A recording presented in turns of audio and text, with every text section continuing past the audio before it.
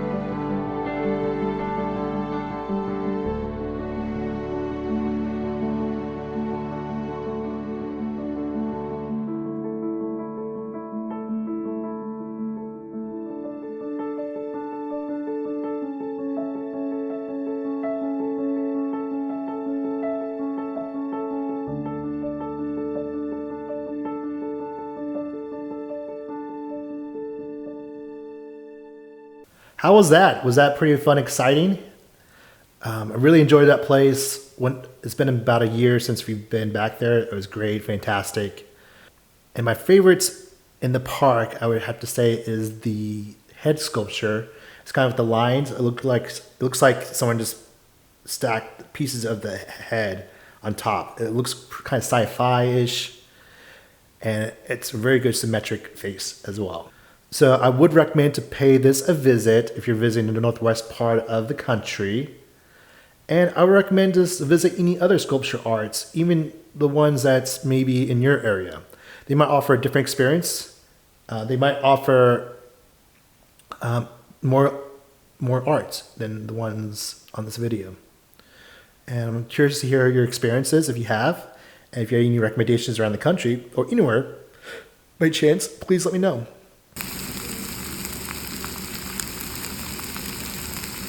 And now it's for our first national park topic, Yellowstone.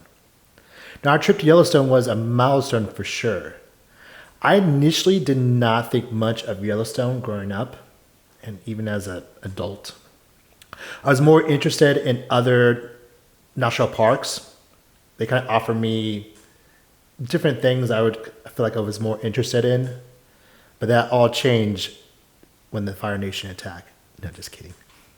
But we moved from Kansas City, Missouri to Washington, and Yellowstone happened to be on the way there. So it gives some opportunity to check out some national parks, including Yellowstone. So why not check it out? So once we kind of set like, hey, let's check this out. And my partner really wanted to see it. She kind of initiated it first. So I did some research about it, and that's when my interest kind of peaked. My Yellowstone opinion started to change when I first looked into it, discovering how massive the park really is. I know this says the biggest park, but this is how big it is. If you take the state of Delaware and the state of Rhode Island, combine it together, the Yellowstone Park is still bigger than those two states. So really it's its own pretty much state itself for how massive in size it is. But then I looked into the wildlife it has the opportunity to take pictures or video for, and the different landscapes it has. So that experience alone kind of really piqued my interest, and the hype train was really, really building for me. So, and here's a tip for the trips. Our tip for the trips. So we made the trip to Yellowstone in August, summertime. So it'd be kind of peak season, tourist people. We went during the pandemic, so it was an all-time high of, I think, breaking records of people attending to Yellowstone. But a month out, we tried to book a room for us. My partner is not a big camper, so lodging area is kind of our go-to spot. And there's not a lot of lodges available in the park itself. Tons of camp space, and there's a few spaces around the park, outside the park, you can stay in. So a month out, we tried to book a room, and we couldn't. It was all booked out. We couldn't find a spot. So we ended up in a tiny cabin about 30 minutes out from the park, and it was actually one of the only places that we can get at that time. And the closest town was about 90 minutes away from the East Gate, Yellowstone. And so the cabin we stayed at had no phone service, no Wi-Fi. It was hot. It was 90 degrees plus heat. And a lot of these cabins are wooden, so they're really good to retaining heat. So, and there's wildlife. There's a lot of signs out there saying like, careful, there's bears, moose, elk. So large animals can cause maybe some issues for you. And then I would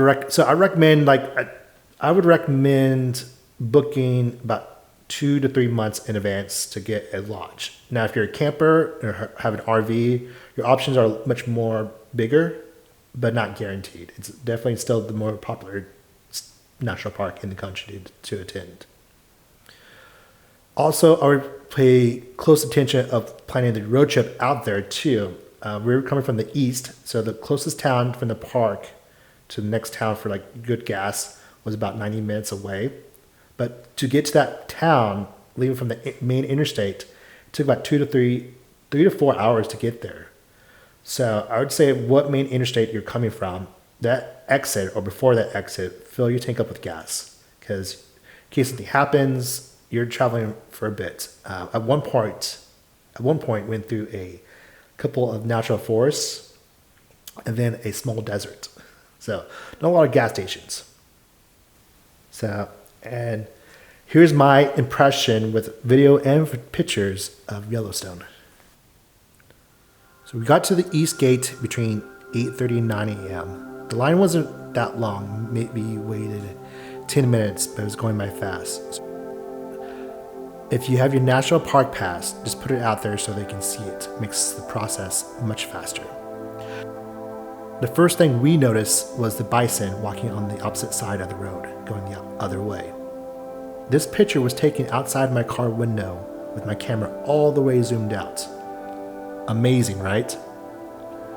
Yellowstone has numerous pull-offs to take pictures of the awesome landscapes and nature, like this awesome lake. On the east side of Yellowstone, you passed a section that once caught in a fire a while back in 1988. As you can see, the area still hasn't recovered much from it, and this is some of the negative effects from forest fires decades later. The next experience I had was the smell of sulfur from the geysers.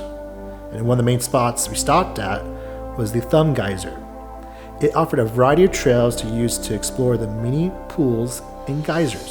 Watching the hot steam coming off the water really adds to the experience. This is an awesome spot for us to easily park, get out, stretch your legs.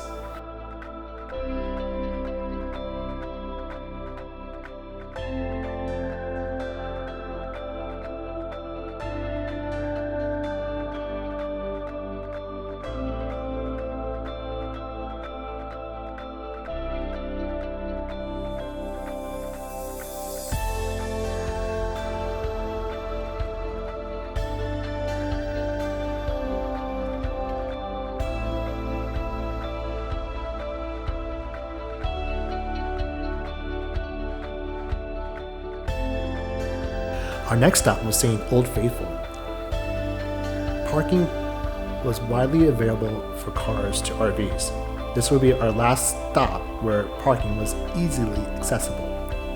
We were a couple of noobs, didn't realize Old Faithful geyser goes off once a day. Well, letting you know around 2 hours before, like we did, it started to get crowded. So check the time, give yourself about 20-30 minutes, extra minutes of walking from your car and bathroom breaks. This would also be a nice location for restaurants, food, and souvenir shopping. After lunch, the parking has gotten much worse. Cars were parking on the side of the road about a mile from major attractions. So this kind of limited us to pick and choose what we wanted to see. But after traveling 5 hours in, we're barely seeing maybe a tenth of what the park has to offer. A number of walking trails, campsites, riverbeds, and many more of this unique area.